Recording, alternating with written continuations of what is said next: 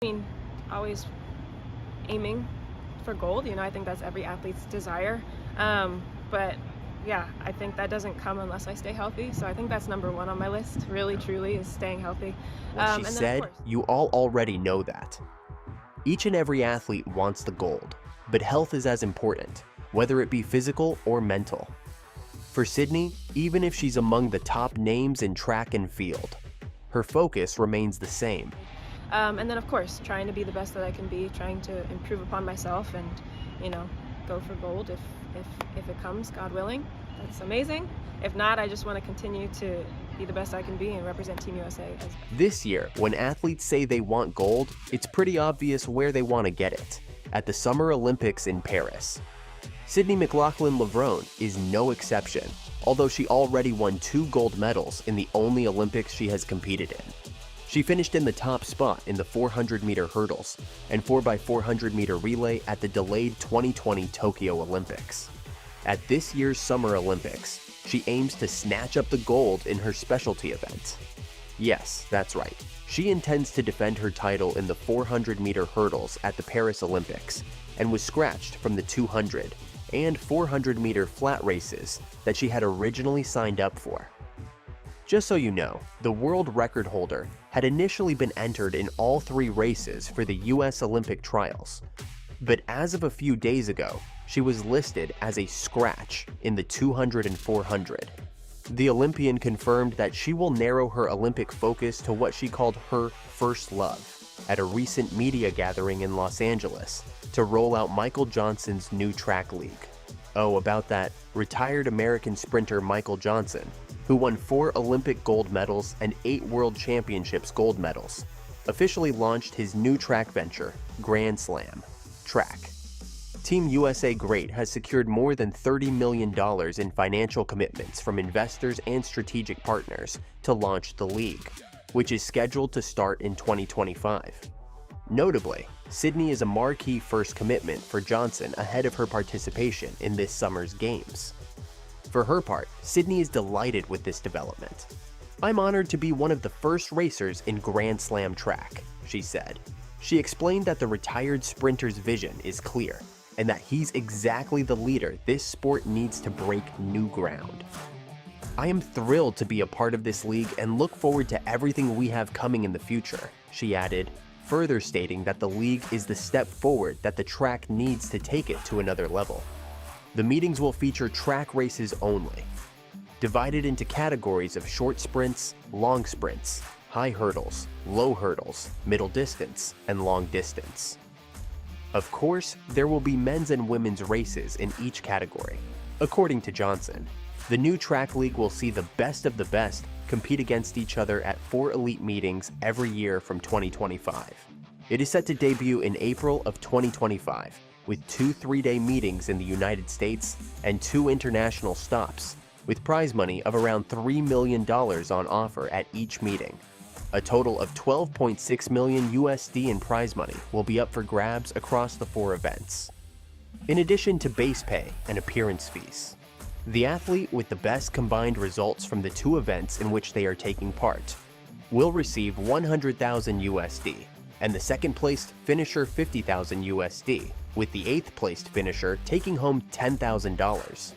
At the end of the day, these athletes deserve to be compensated for their talent and for what they bring, and we're doing that," Johnson said. In an interview, he basically sang Sydney's praises. "She's one of those athletes that likes to race on the big stage. She loves it," he said. "So when I presented this to her, telling her she would get that same sort of vibe, audience, and grand scale 4 times a year, she was all about it." Talking about the circuit, Sydney said, "It's going to elevate the platforms of the athletes that compete more than once every 4 years, and just give opportunities for athletes to be compensated for the hard work we put in." Anyway, going back to the announcement she made at the event launch, although the 24-year-old has raced in 5 different events, the 100 and 400 hurdles, the 200 and 400 flat, and the 4x100 relay, she will only be competing in the 400-meter hurdles at the Paris Olympics. "I think we kinda just knew we wanted to come back to the hurdles," she told the Associated Press. Last year was fun trying the 400 and kind of dabbling in that. And you know, in the future, we might come back to that as well. But I think this is kind of just our focus right now. Seeing that she easily cruised to victory in her first 400-meter hurdles race for nearly 2 years shows that she has indeed been focusing on her specialty event. No one can say otherwise, especially since she ran almost effortlessly and left the rest of the field trailing in her wake at the Edwin Moses Classic at Morehouse College in a world-leading 52.7 seconds. Sydney McLaughlin is back in a big way. The crowd at their feet. They're seeing a world record holder live in person. Her first 400 hurdles since August of 2022.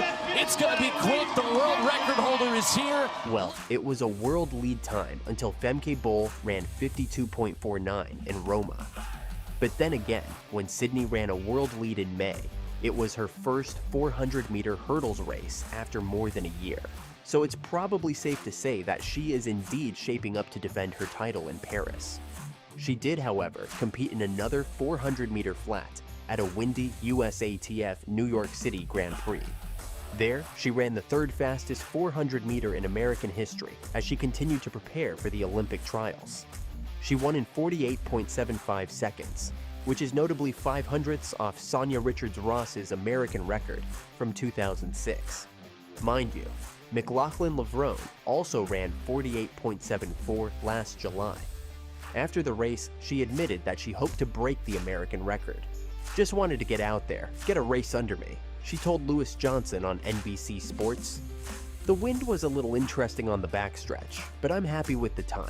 It wasn't exactly what we were hoping for, but sometimes you just gotta feel the race, so I'll take that. Still, it was a great race. She rounded the corner before the final straightaway at Icon Stadium in New York. She'd blown through the stagger of the 400-meter and ended any hope for the other 7 runners in the field. The fact that McLaughlin-Levrone could so casually drop a sub-49 is amazing. It may well possibly be Sydney's only 400-meter dash this year, but her time would still be placed as a top 10 all-time performance, finishing just slightly ahead of Mariletti Paulino's 48.76. Needless to say, the 2-time Olympian has mastered the art of the game face. Standing behind the starting blocks of the 400-meter hurdles, she wears a stoic expression, while her competitors smile into the camera or wave at the crowd as the stadium announcer bellows their names. Sydney stares straight ahead, unflinching. She is all business because of this. Some may find it surprising that one of the world's fastest women's preferred pastimes is rest and relaxation. Being a disciplined athlete, on top of her other admirable qualities, Sydney knows how necessary a good night's sleep is for performance. Although she admitted that it hadn't always been that way. Sydney has had to overcome many hurdles, both literal and figurative, over the course of her nearly decade-long career to attain that deep awareness and understanding of what her body and soul need in order to thrive. "Now, when I step on the line, I'm not running to prove a point," she said in an interview. "I'm not running to validate myself, and I'm not running to glorify myself." And I love this sport, but like I've said before, this sport is not everything to me. It's what I do. It's not who I am. So I want to do it well, the best that I can for as long as I can. And when we decide to make a shift, we'll make a shift. But yeah, I have other aspirations in life. The athlete also is not adverse to change. In fact, she recently wrote and released a book. In her words, I think honestly, like as opportunities arise, I just want to do them the best that I can. Speaking of opportunities, she'll have that at the upcoming US trials, just like this athlete does. See for yourself.